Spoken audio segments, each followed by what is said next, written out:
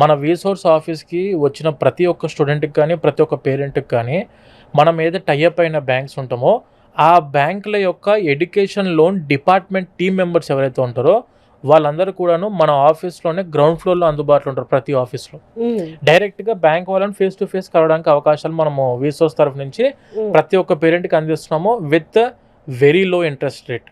Interest rate అంటే మామూలుగా ప్రతి ఒక్క పేరెంట్కి ఇప్పుడు సరే ఎడ్యుకేషన్ లోన్ మీరు ఇప్పిస్తా అంటున్నారు, మరి దాని మీద ఈఎంఐ ఏ విధంగా కట్టుకోవాలా, దాని ఇంట్రెస్ట్ రేట్ ఎలా ఉంటుంది అని చెప్పి డౌట్స్ ఉంటాయి. ఇది depending on the student CIBIL బట్టి మనకు ఇంట్రెస్ట్ రేట్ అనేది ఫ్లోటింగ్లో ఉంటుంది, మారిద్ది.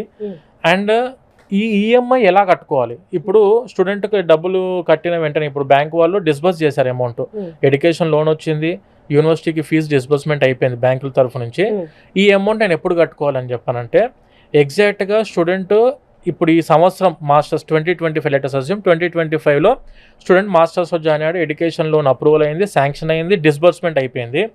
ఇతను 2 years మాస్టర్స్ చదువుకునే టైము 2 years, కోర్స్ డ్యూరేషన్ వచ్చేసి 2 years. దీని తర్వాత ప్రతి బ్యాంక్ 1 year గ్రేస్ పీరియడ్ అని చెప్పిస్తారు.